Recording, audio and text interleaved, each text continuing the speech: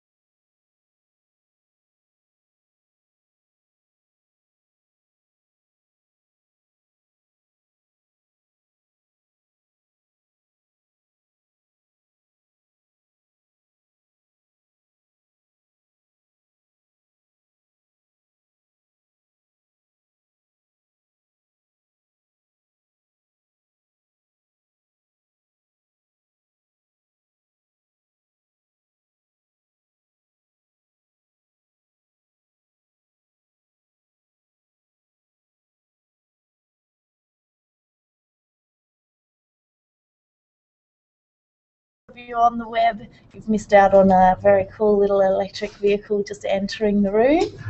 Excellent. Rebecca, secretary of the group, for those of you who don't know me. So tonight we've got the theme is on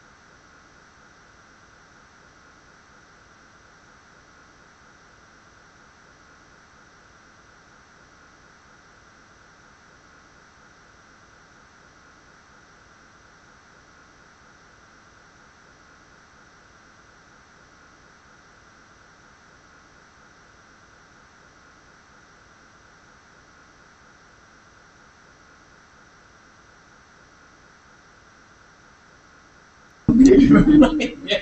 Great doco on him with the bridge there full of Red Bull.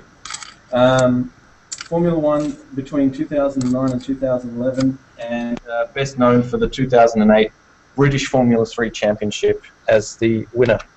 And there's his trophy cabinet, just a sneak preview there of I'm sure what just a portion of many trophies. And you might know this guy's dad, Alain.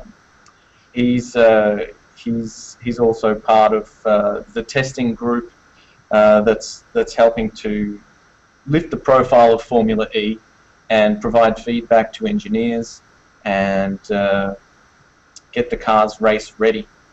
So a few other people that are actually involved here that I would have liked to put in.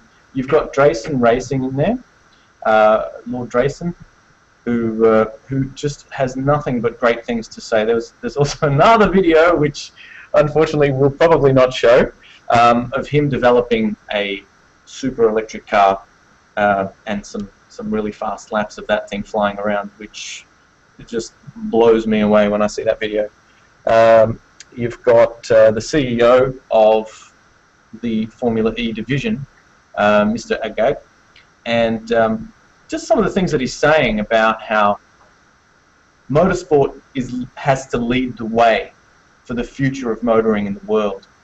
And the intention that they have is to race these Formula E cars in the major cities, in the hubs of the major cities, like as close to the center as possible, to demonstrate the lack of pollution and the low noise in comparison, I suppose, to F1. They're not trying to say, you know, F1's bad, but what they are saying is, look, this is where we're going. We're going as far as we can with F1. We're putting in KERS, kinetic energy recovery systems, which are basically a supercharged Prius type arrangement, and but they can only go so far. And as you know, if you follow F1, there are some more modifications coming through for engine development in the upcoming series, which will make the cars more fuel efficient.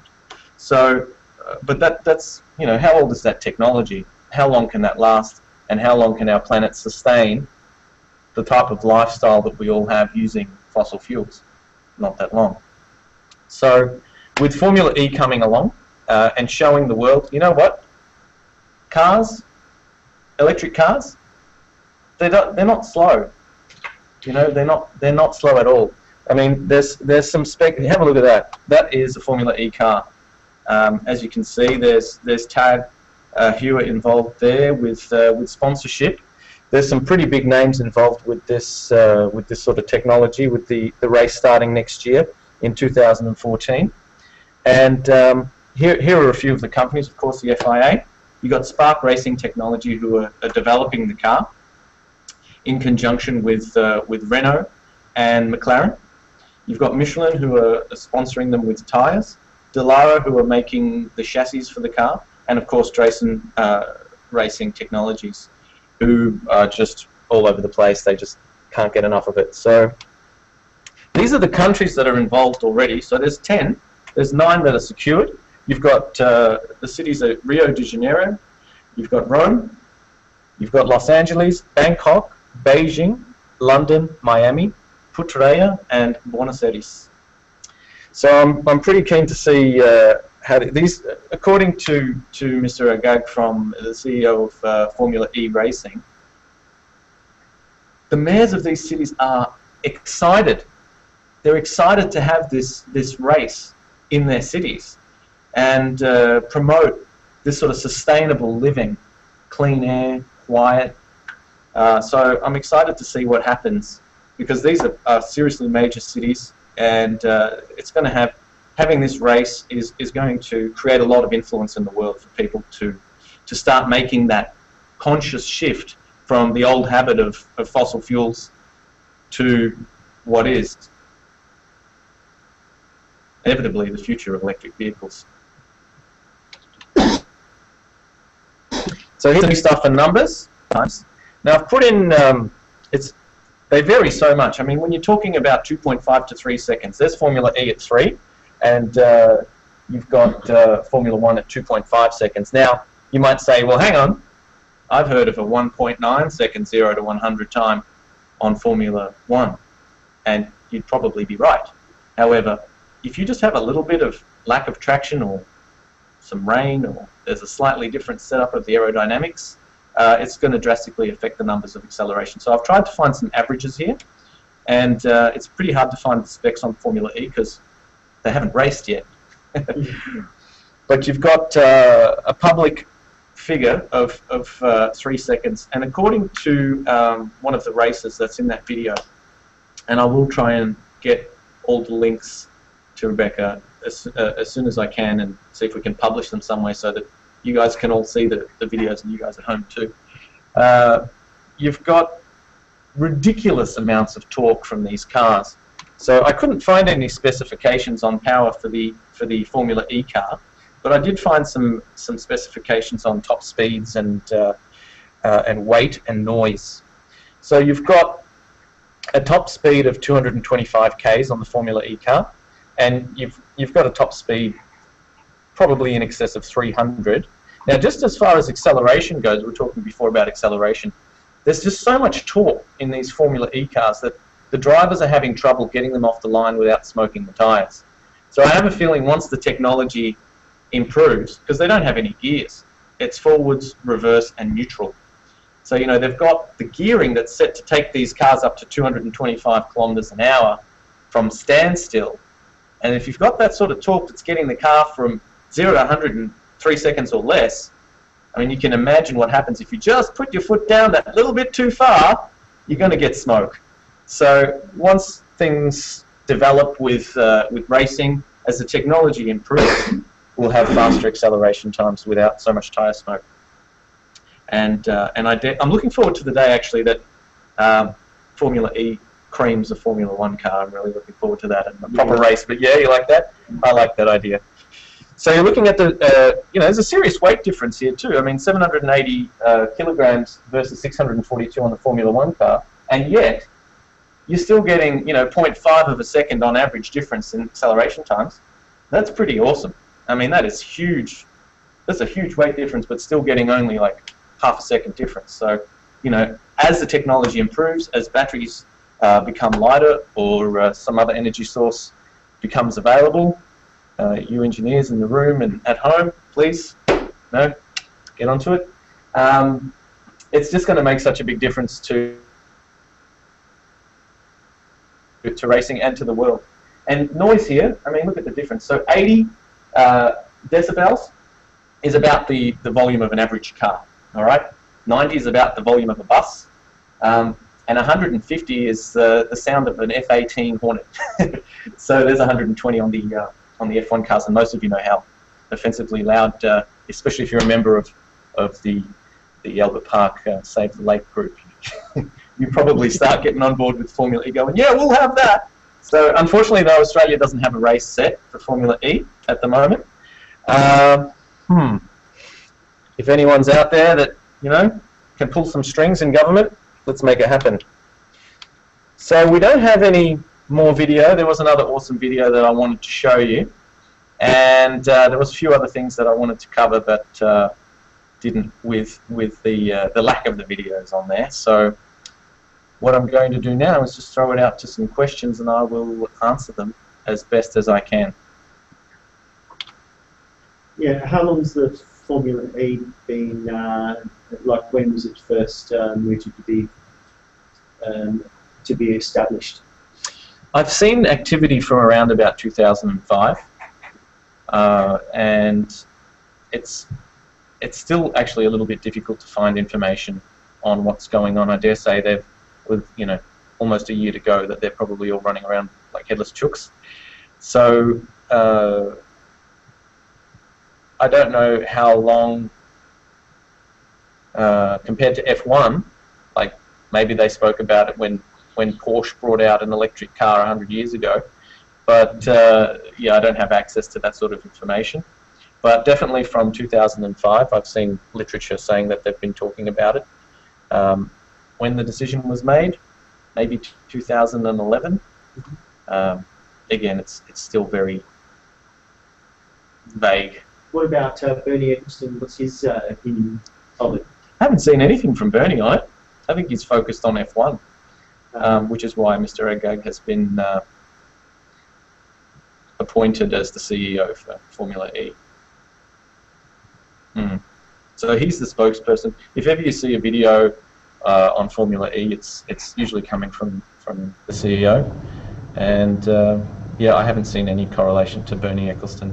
Maybe he's not interested. And how many cars are expected to be in the season? 42 cars have been ordered through the Spark Racing team, affiliated with Renault and McLaren, and there are 10 teams that are set to be racing.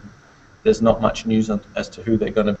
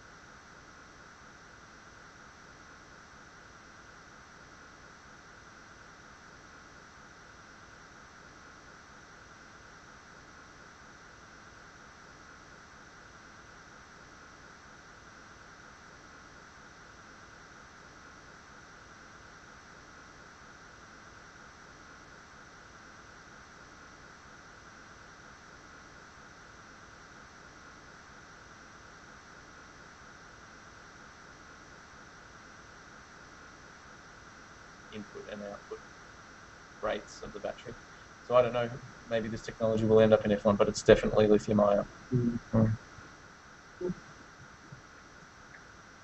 Is all EV vehicle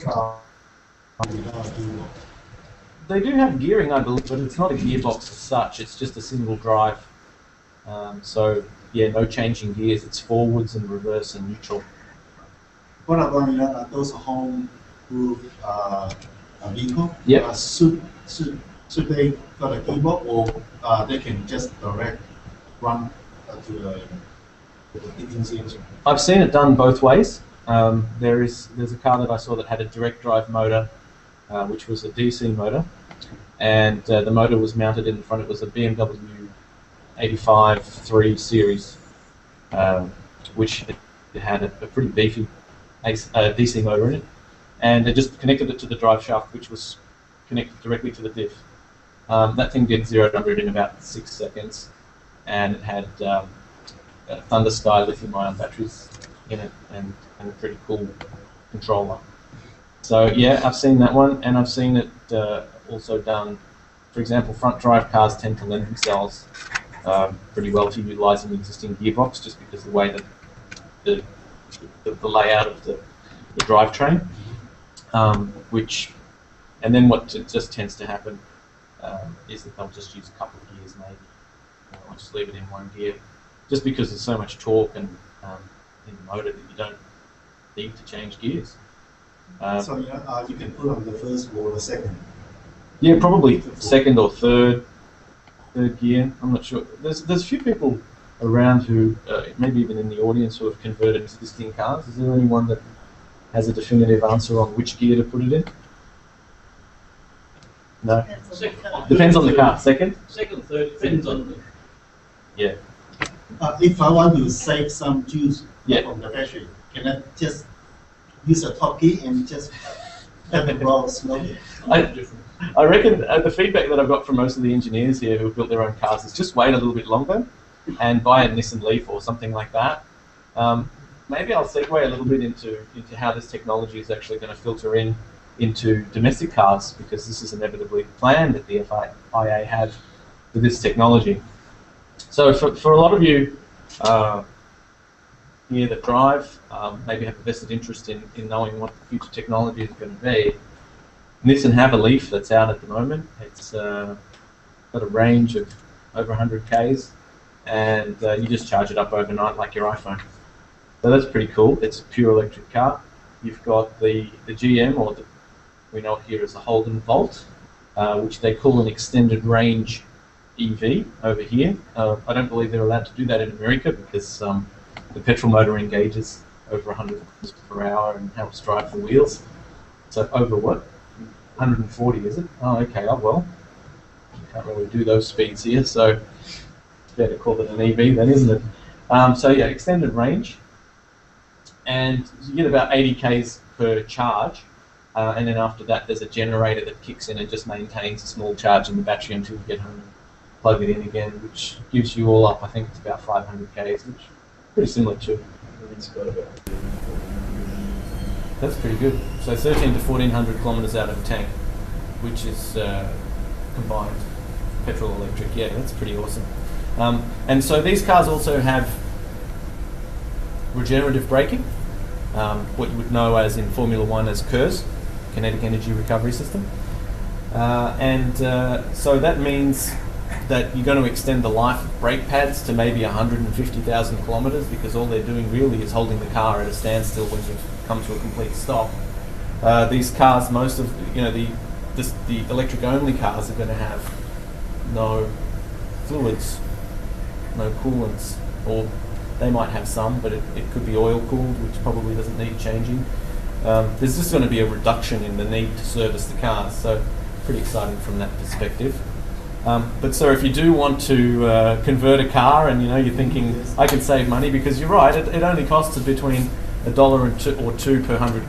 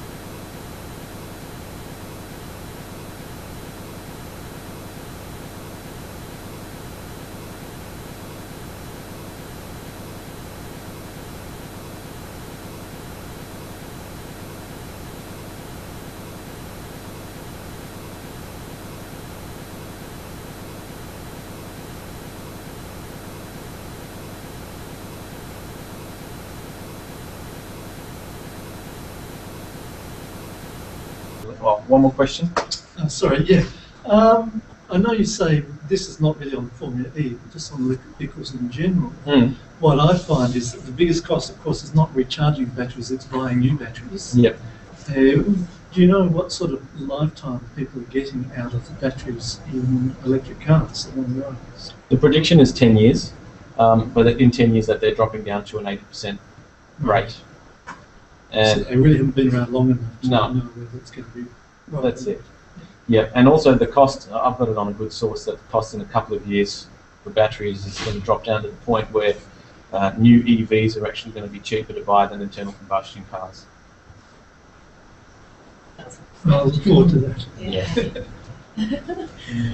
Excellent. So thank you. If anyone's got any more questions for Rob, I think he'll probably stick around after the meeting, but let's give him a round of applause. Thank you. Cheers. And next were the Swinburne guys from the SAE team. So you both going to come up and share the spotlight? Yep. And I might just, well done. Adrian, do you know how to get these other lights up here working? It's quite in the shadow, the face of the speakers in the shadow a bit. They turn off when you turn the projectors on. Oh, do they? Oh, right. Oh, look. That's cool. You can get those ones Yeah, great. So I just got 3 videos for you from testing earlier in the year and from competition earlier in the year. And to both competed over there against the fastest petrol cars in Australia.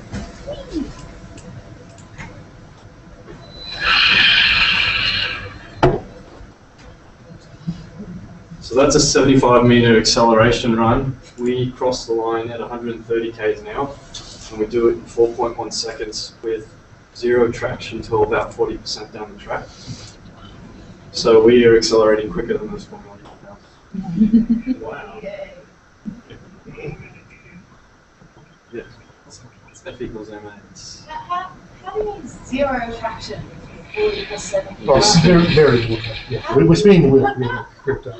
Oh, see.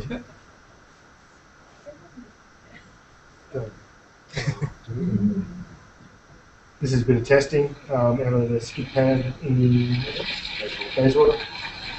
So this is polished concrete, so we can't really go too fast, otherwise we just spin out. And we've got rookie drivers in, so that's why it's going a little bit slower than normal. But pretty much at any stage, driving here, you put your foot down and you can spin them up.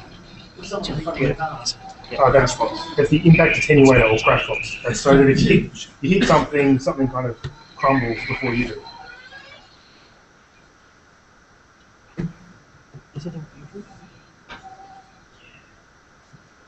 So Formula SAE is a competition going all over the world. There's the Australasian competition. That's held in Werribee. Also held over in Japan. There's one in Germany, England, Italy, 3 in America, 1 in Canada, or 3 in the US, 1 in Canada. It was originally started in the 2000s in Australia, predominantly petrol only, usually running about a 600cc motorbike engine. That'll put out about 70 kilowatts. We'll do a maximum, we're limited to 85 kilowatts. Yeah. So we started electric vehicles at Swinburne in 2010. First competed in 2010. And then they switched to, we had 2 cars side by side, a petrol and electric car. But that was very hard to split the resources, so we managed to just move to electric only. As an engineer, we had a lot of the rev heads a little bit disappointed, as you'd imagine. You enter this thing thinking it was Formula 1 and ended up in Formula E. As an engineering project, I think we both agree that we've really enjoyed the new challenges that they've posed, and you see these other teams entering the same kind of same cars and small progression each year, where we'll be able to clean sheet every year and create. There's a lot more challenges and a lot more advantages we can utilise. So like you were saying before with the torque, these cars have a linear torque curve as most of them. So we have instant torque from get-go to when the car tops out at 140 k's an hour. That torque we measured on the dyno before we lost traction, we got to 1400 Newton meters at the rear wheels. And we did 85 kilowatts before we lost traction. So we were only at about half speed there. That was pretty scary. Suddenly started moving off the dyno, 60 k's an hour, so didn't like that much. Yeah, we had to wait a while for the dyno to cool down after that. So we've kind of given up on dyno in these cars. It's impossible for the dyno to keep up. We need a truck dyno, really. Or our new trick is we've got 2 motors this year. That car that you saw was the TS12 or the 2012 car. 2013 car will have 2 motors, one for each of the rear wheels. So we've got a trick there. We can use one as a generator and one as a motor. And then we compete with each other. So just quick over this. It's entirely student run. We have a faculty advisor, but he kind of keeps out his distance, and that's better for us. It means that we can learn. It's a lot about managing, a lot about marketing. We need to source. We need to finance this entire project ourselves through sponsors. If we can't get someone to make something for us for free, we have to do it ourselves, or we have to find someone to give us money so we can pay someone else for it. So all the sponsors there are sourced through us and designed by us as well. They're all components and manufactured by someone else to do it for us. It's probably the best thing about this project happened in 2010 when it did go electric. Mitch and I were on the team that year, and it was a bit of a shock losing petrol. Just because that's what we'd done for 12 years, we knew it. We knew what to expect and what the challenges were, but walking into that project with a clean sheet, having no idea, having no electrical engineers on the team at all, was quite fun. We've learned more about cars and safety requirements and electric motors and controllers and batteries than we ever would have anyway. Because petrol motors, especially for Formula SE, there's only so far you can go with the CBR 600. Pretty much everything's been done to it that can be done to it, except for new fuel mixes. They did open diesel this year, which I was excited about for us. So we'll just take a quick run through on what we've got planned for the car this year. We'll go through it quickly. This is how we went last year. So at the 2012 competition, we were the first electric vehicle in Australia to finish all the dynamic events. So it's just a bit of a milestone. We weren't the first electric vehicle in Australia. We launched as a third, but we were the first one to run completely. Most of the times we have battery issues, controller issues, your normal electric vehicle issues. Safety issues is actually most. Yeah, RT exploded last year. They dropped their resistor on top of their bus bar and blew their battery box up. So that was during comp. That wasn't very fun for them. Being an electric vehicle, a lot of the predominantly petrol orientated engineers are a little bit scared of something that you can't see that bites you. So there's a lot of safety rules that we have on top of the general rules that the petrol cars need to compete with. Very sensitive equipment keeps on tripping us out and turning our car off. So that's the main thing that will stop an electric car. So because our MIT exploded, we won the electric division. But saying that, we weren't happy with how the car performed in comp. We were still bottom of the third as far as all the petrol cars and speed and that. We came in January, ripped the car down, made sure all the sensors weren't going to trip, bypass any of the safety systems that weren't really necessary anymore for this comp. And then went over to Perth, which was the, that says top 5, that's my mistake, it was actually the top 7 fastest petrol teams in Australia, 3 of which are the fastest petrol teams in the world. So we went over there and started surprising these guys because they watched us struggle at comp with speed. We're 100 kilos heavier than all of them. They're down around the 200, 180 kilo weight. We're up around 300 kilo weight. So physics is against us to start with. We went to Perth and we just started smoking people and scared the crap out of some of the petrol guys we put in the car. They couldn't believe how much torque we had everywhere. Doesn't matter what speed you're going at, you put your foot down. If you don't put it down carefully, you will lose control of the car. And we turned it all the way up to 300 amps, which is in excess of 2,000 newton meters. So that was that acceleration number. So So it really opened eyes for a lot of the petrol guys, and we've been getting a lot of emails from other petrol teams going, hey, what's the cost of going electric? You got any tips for us? Yeah. Ever since then, we've received 3 other teams. So So Really? it might be a Different potential impression. of 5 or 6 of us coming up in the next couple of years. It is a 3-year project. You will not get it going in the first year. Just too many hassles. But they need to try to get it going in the first year because UWA is still running on their first year car. It's 4 years in development and they're nowhere close. So.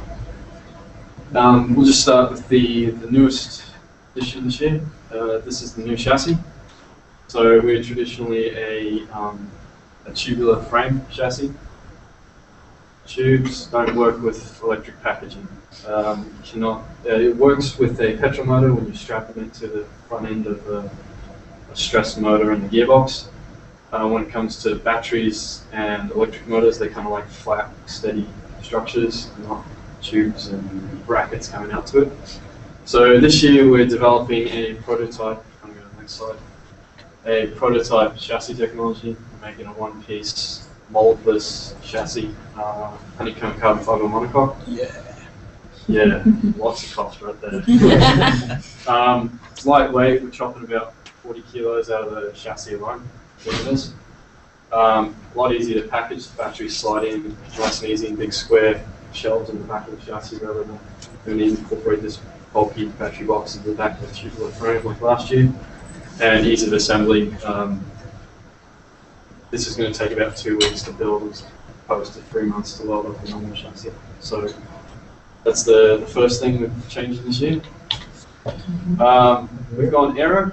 Yeah. So, as you saw, we were spinning the wheels up a lot, so we need a wing on the back to push those wheels down. So, last year we just had a front wing, now we'll be getting the complete aero package, front wing, rear wing, and the aerodynamic undertrack. We haven't got any pictures of other cars here, but we generally run quite large wings. We need all the downforce down, so. Because we do struggle with range, with battery technology being limited currently, we are trying to go as low drag as possible, but we're willing to make that sacrifice to try to get some extra grip, because that car's scary to drive.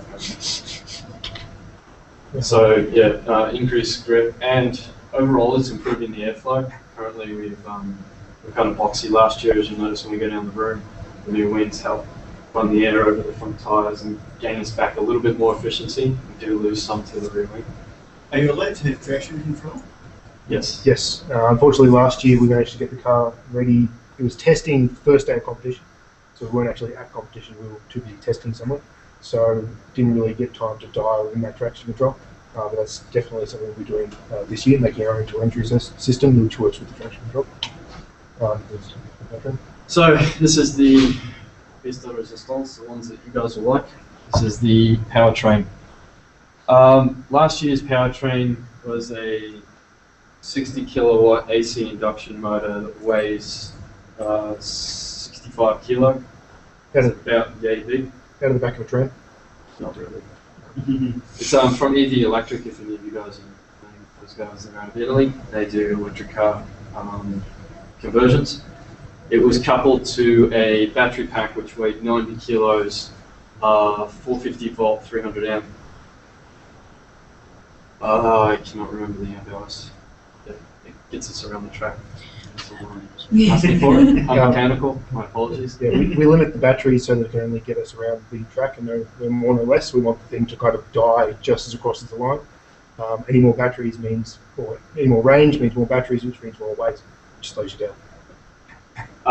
The new power pack complete will weigh in around the 35 kilo as opposed to the 160 kilo it was last year. So that's a major difference. How do you make those weight savings? Got to go through that.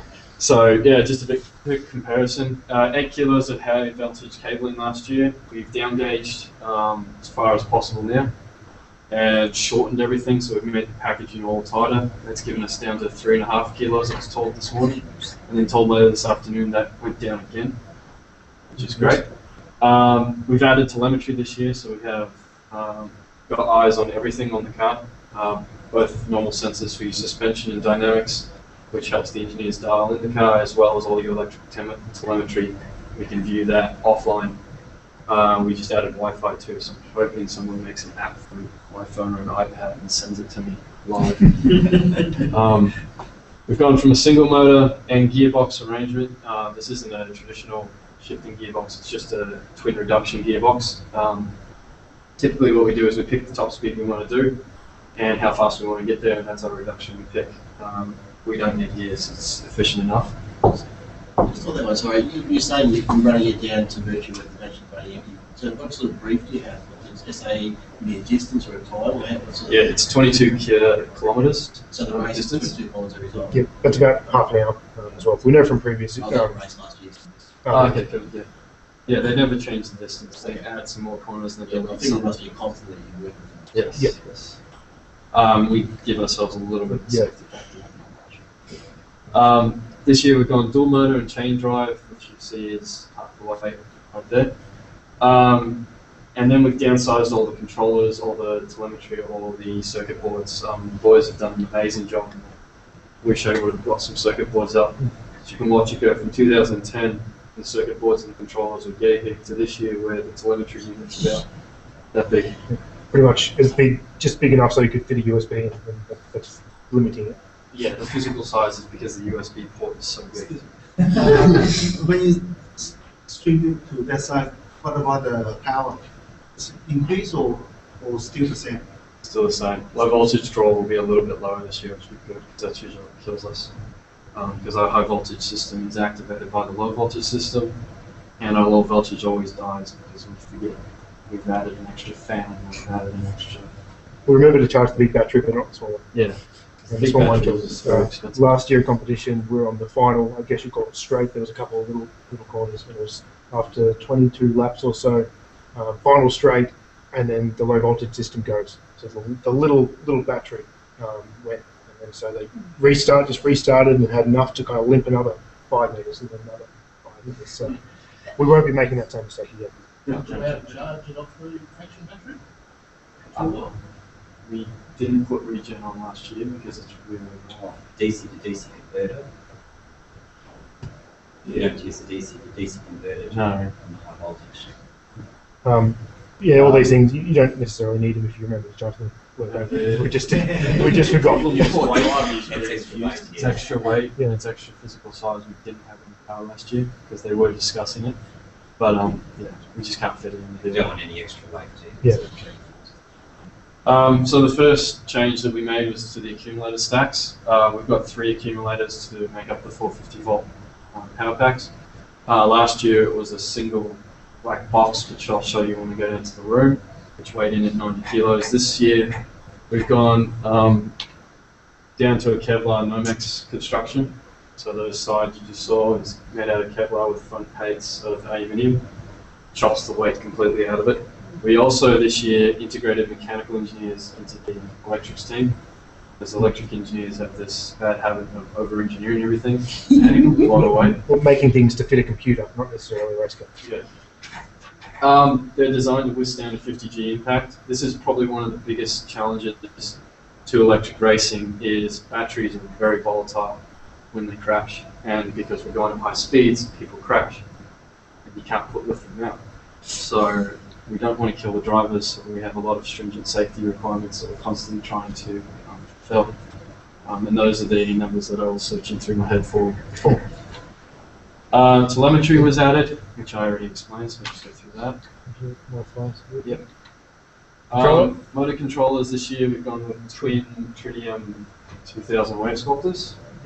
You probably know the wave sculptor better than I do. This is due to both motors being in excess of 80 kilowatts. We tried to go down to the 200s, but we're not able to. We stayed with Tritium because of the reliability.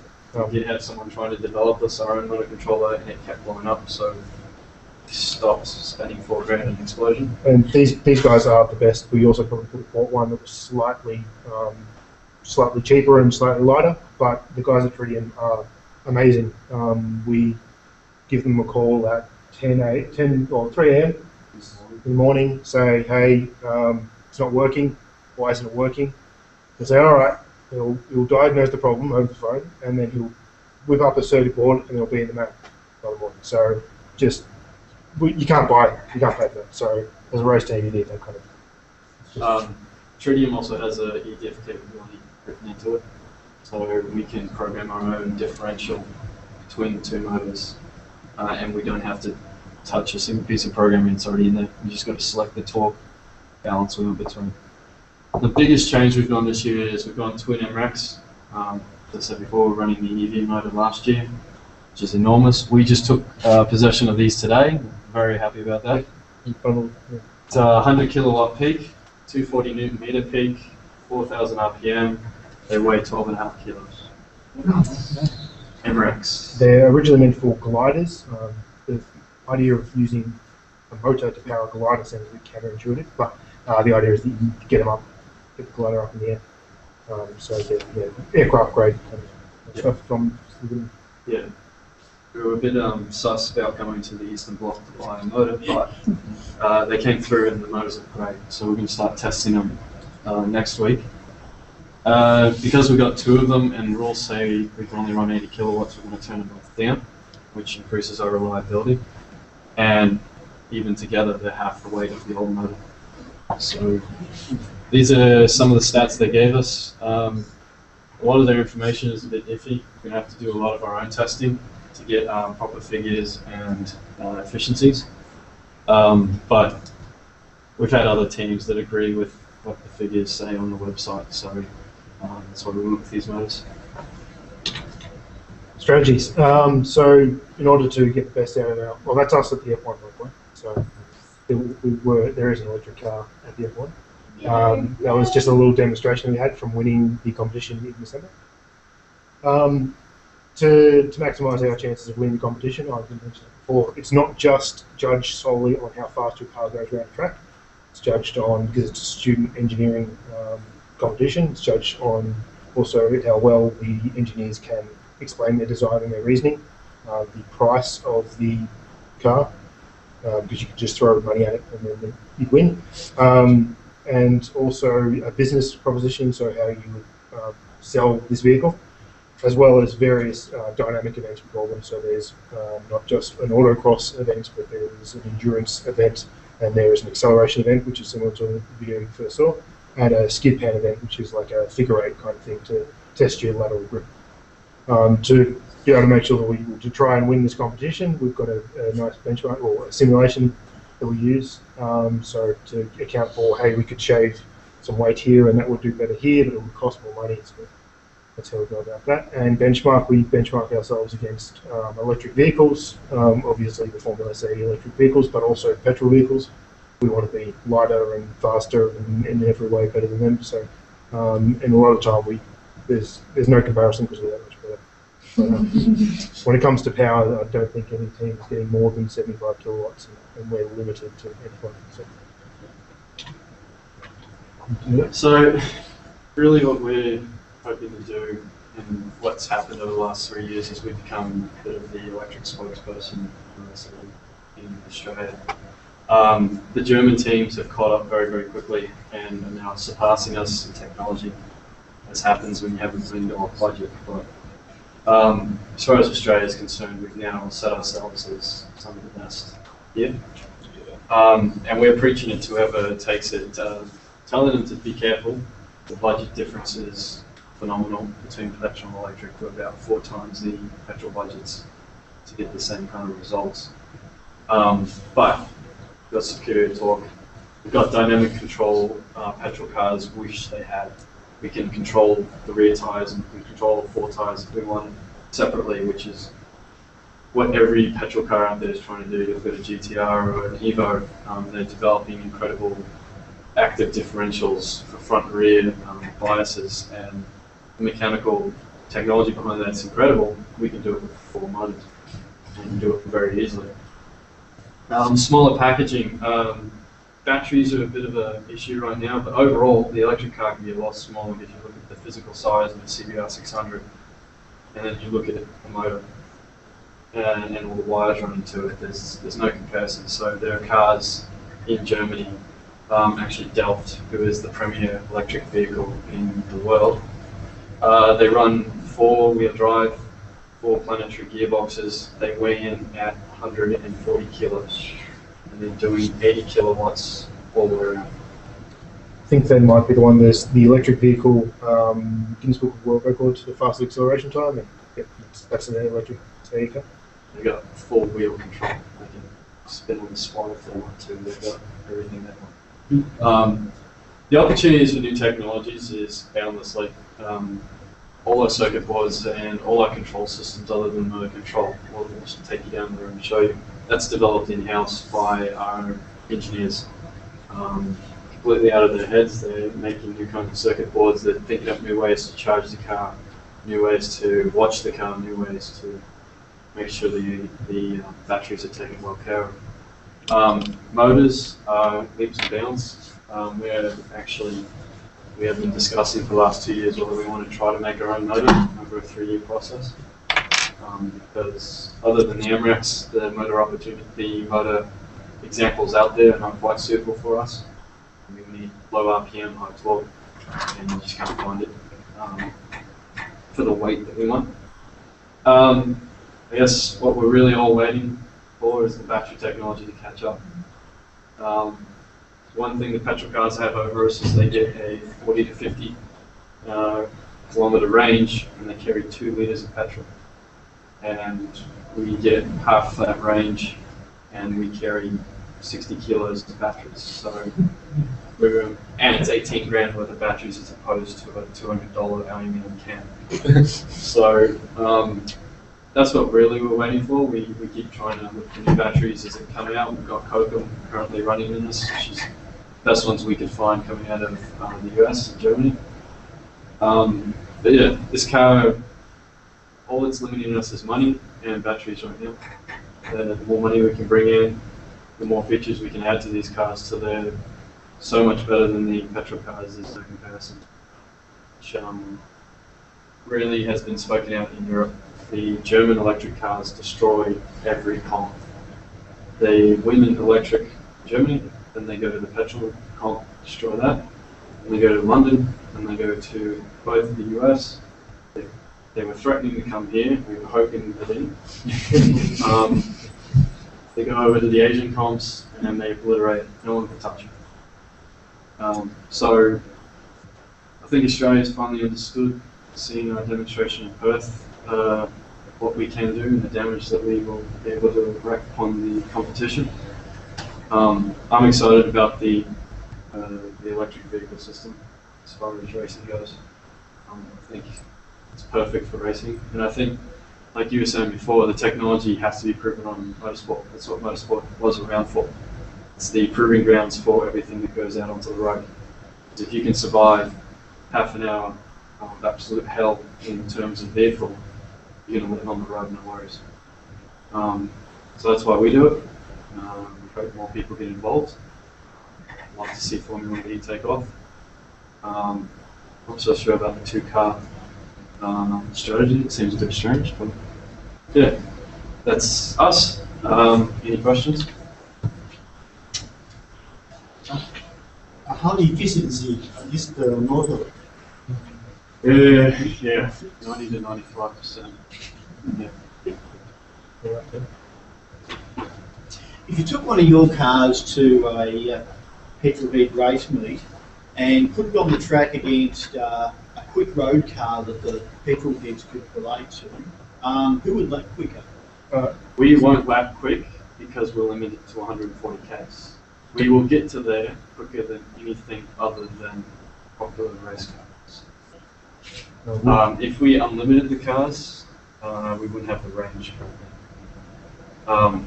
We're really designed for hill climbs and SAE tracks, so can't really do a proper comparison. But at a hill climb, we'd be up there. Well, we took the petrol car, the petrol SAE car from 2010. We took that to Top Gear Live, just to get an idea of SAE cars in general. And it was a tight track, so it suited us quite well. There were Ferraris there were Lamborghinis, there were the Evos, there were the GTRs, there was every car you can imagine for a petrol head. And what we've got, like 6th or so.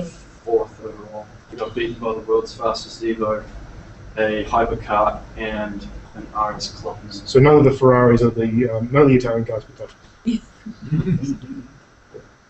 And after the motor being rising, can you still touch the electric motor?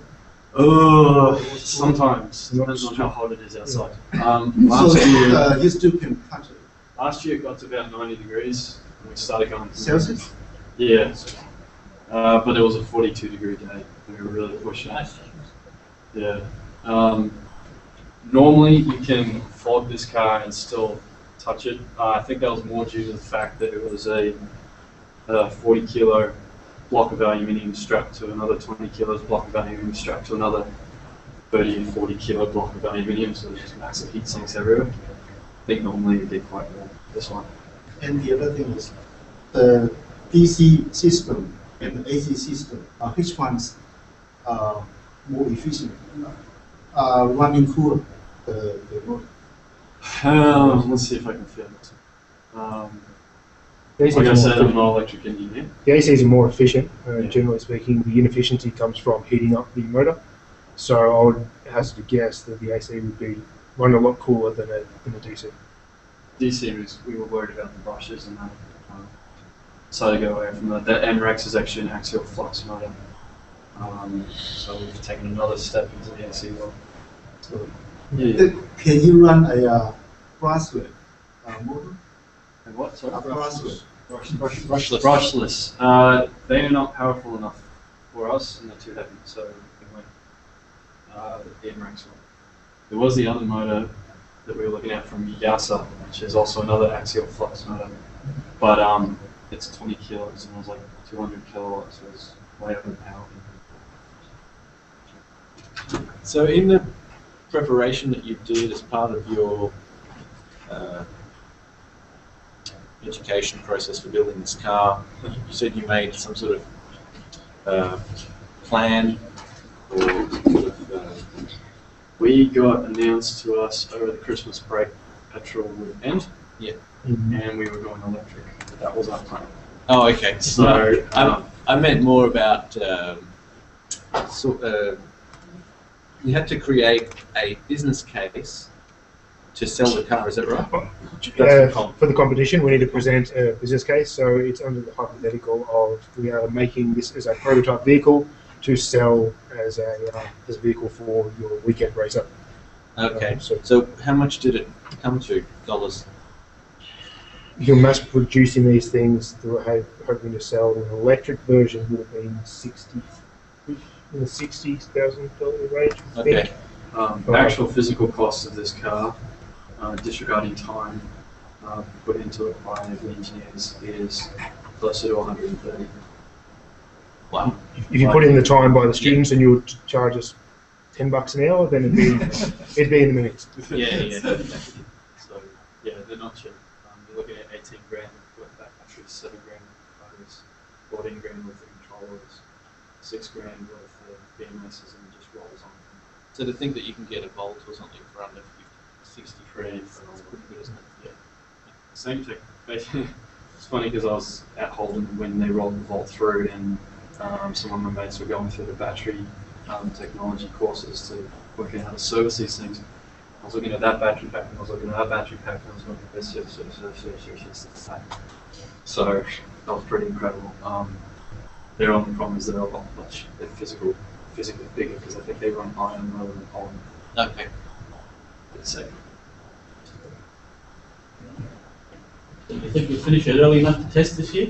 Yeah, we're hoping. We're about to start manufacturing. Because That's we early. made everything so simply this year, manufacturing should go a lot quicker this year. And also we're carbon neutral as well. Forgot to mention that in the slides. It was actually in a bid to save the petrol car, so there was a bit of an evil twist to that. But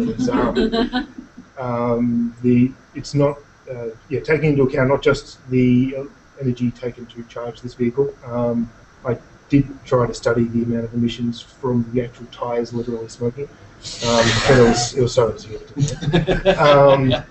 But also the materials generated to make this vehicle as well. So cradle to grave it is zero emissions, and I believe we are the second car in the world to do that. The third was the Formula One team McLaren, so we beat them like that, and we're first in Australia.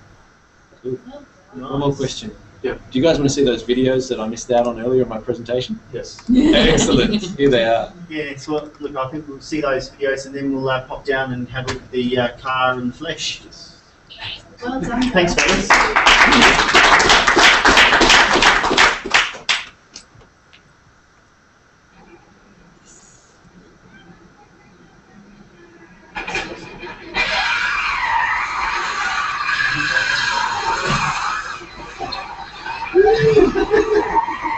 Holy sick mate! We've got the Jackson.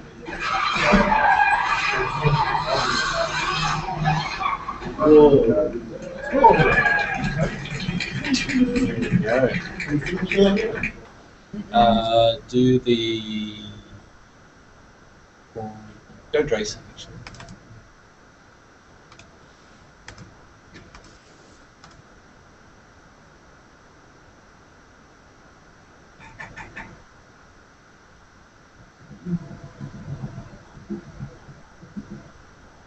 It's the first time we've ever run the car on a proper race circuit, and to have the oval NASCAR's mile circuit here at Rockingham, the fastest race circuit in Europe, as the debut for our V12 Hyper EV is brilliant.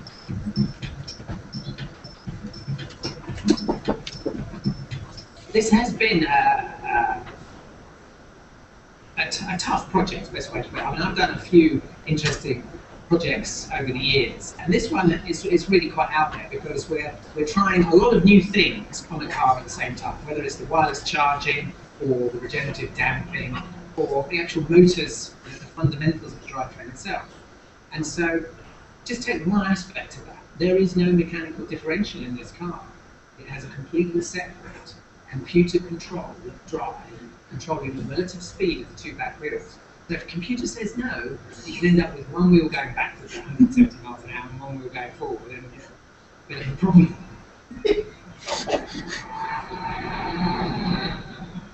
All of those issues, which have had to have been overcome, have been done through adopting a proper safety process that the automotive industry used when it's developing a new road car. And so that has been done, fully integrated with the motorsport program, and that's why this has worked so well.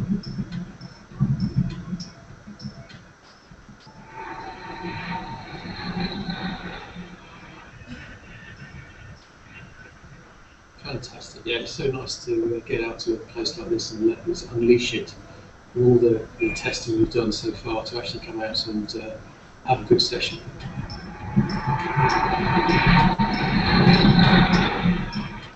You know, I've been there from the start. I drove the car for the first time ever at Myra. You know, on our first rollout, and you look back then to now, and just in that short period of time, the cars came on absolutely leaps and bounds. The first thing you notice compared to a normal racing car is the absence of any vibration or a screaming engine behind the back. And that gives you this sense of real delivery of power. In fact, so much so that it's quite hard to judge how fast you go. So you tend to outbrake yourself a little bit, go into corners a bit too fast. It looks great, goes like stick, and has this completely different sound, which to me is the sound of the 21st century.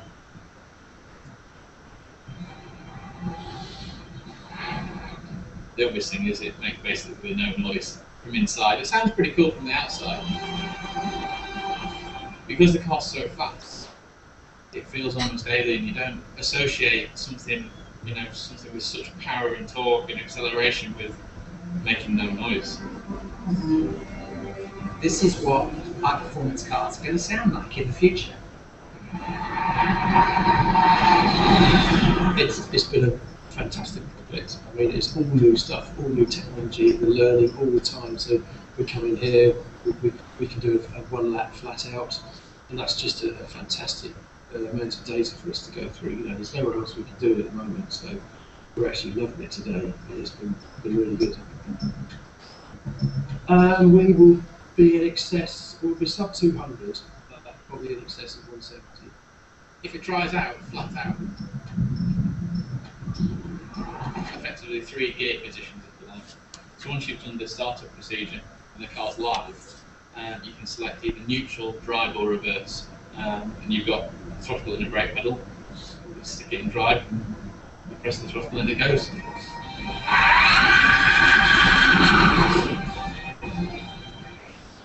Converting it into what it is now. You know, an absolute monster of an electric racing car.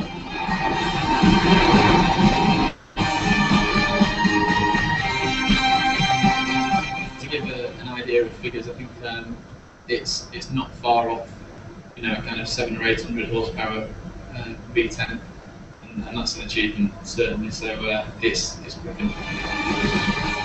Because this is so new, and we are pioneering a lot of the stuff, it's just brilliant for an engineer. It's a new playground. It's just a whole new scale electrics. So I feel absolutely delighted that we've built the first one. It's working great, and here we are, really starting on the journey of electric racing.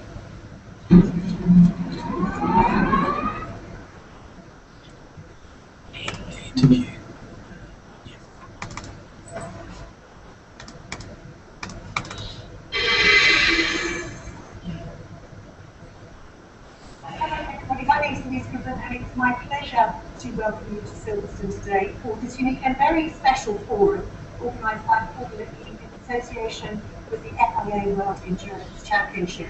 The purpose of this event is to discuss the future of hybrid and electric cars in motorsport. Because if I can start with you, because I know you actually have some experience with this issue. What are your first impressions? There are quite a few considerations on a driver's point of view, which would be very interesting. First, that is very impressive. The first thing that you notice is the absence of vibration and noise, of course, in a car. Not when you're running, but when you are standing still at low speed. This actually has a very good point on a driver's point of view, which is you can hear what the car is doing that normally you don't, because the engine overcomes this noise. So you can hear what the tire is doing, you can hear what the suspension is doing. There are a couple of different noises that you realize only when you drive an electric car, which you cannot imagine when you're driving a combustion engine. Another thing that really impresses is the amount of torque that the engine delivers.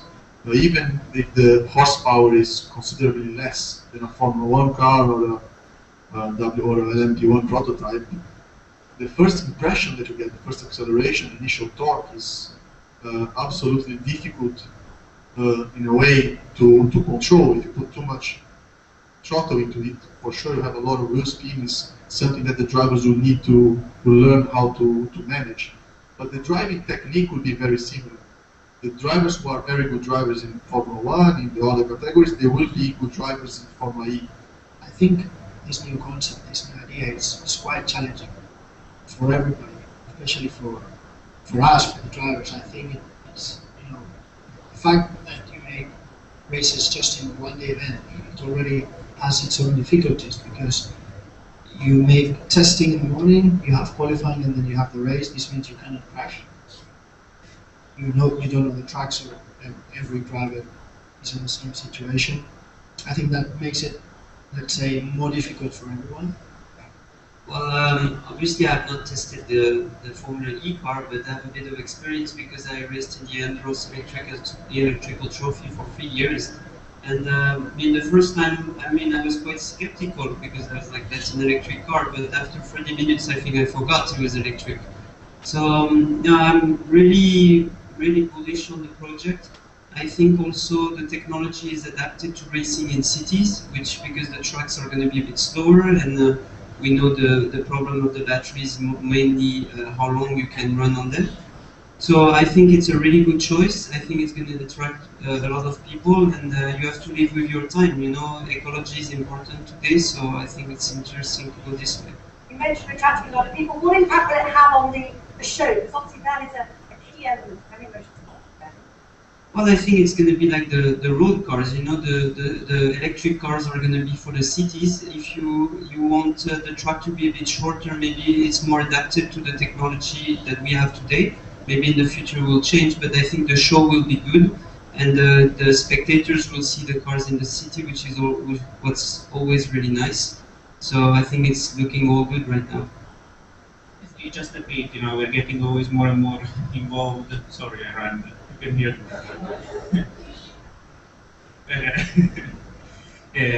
We did some experience in the last few years, and this seems a really interesting project for the future.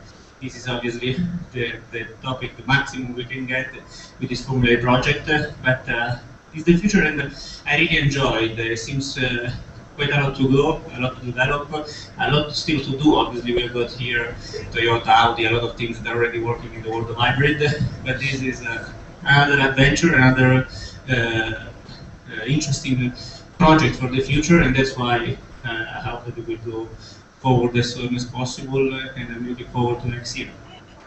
Hear from some of the people who are going to be responsible for producing and running these cars. And if I could start with you, David, your experience in both the motorsport and the automotive sectors. How important is it for motorsport to be driving the agenda when it comes to sustainable technologies?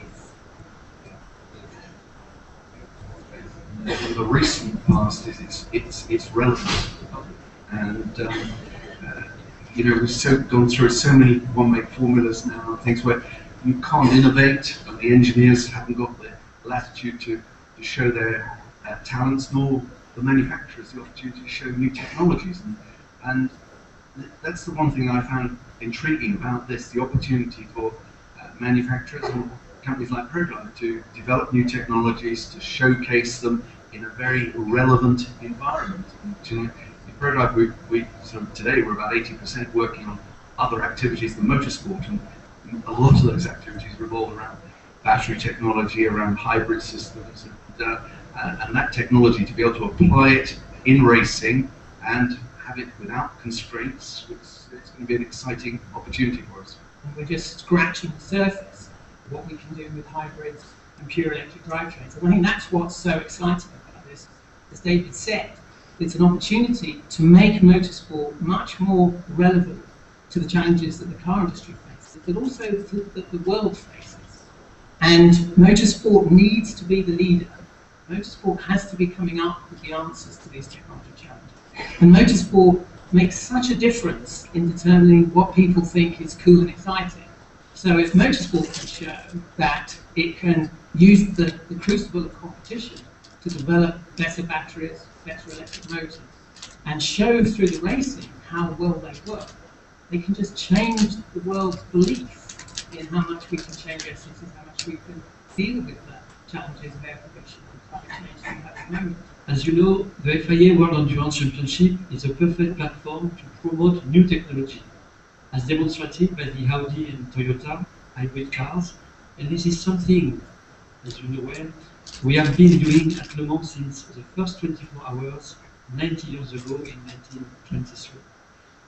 I think Formula E is another demonstration of this new technology being used and tested in a high demanding racing conditions. So it's parallel what the SEO and the FIA is achieving in endurance racing. The final topic that I'd like to get your views on is the commercial automotive sector. We've seen numerous technologies developed in motorsport making their way through onto everyday road cars. How will the technology benefits of hybrid and electric cars provide a framework for everyday electric road cars? I think it's very relevant that motorsport is taking this lead, as Russell was saying, in the sustainability aspect.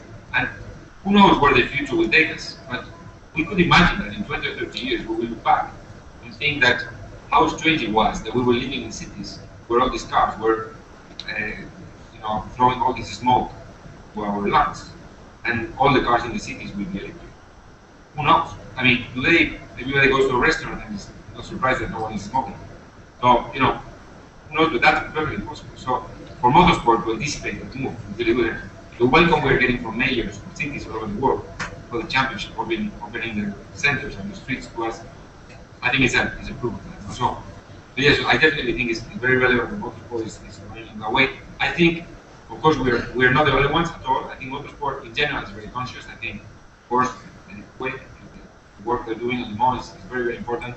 Formula One, what they're doing with the cars and the hybrid technology that implies, because it's actually Formula One is today actually a hybrid, a short period of time, it's a hybrid.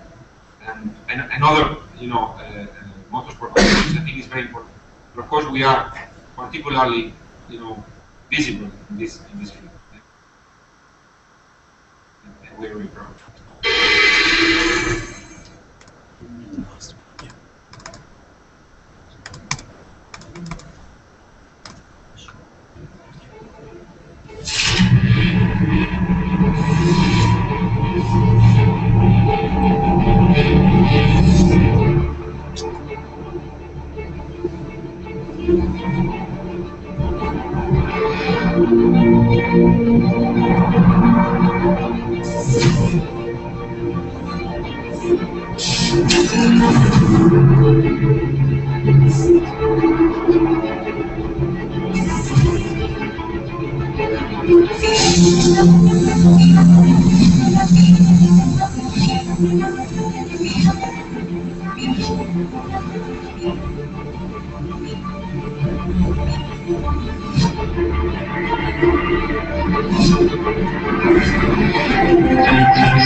Well done.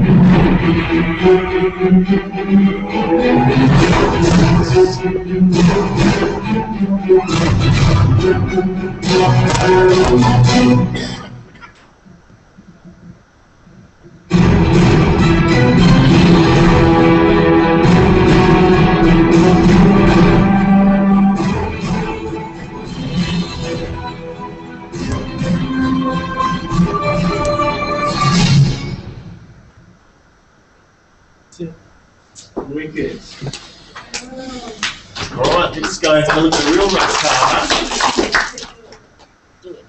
Thank you very much to our speakers, and I'm sure they'll field more questions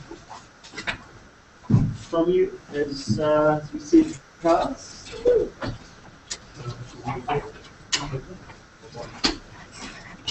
Who's the user on YouTube? They are on YouTube. Yes. Everything. Yes,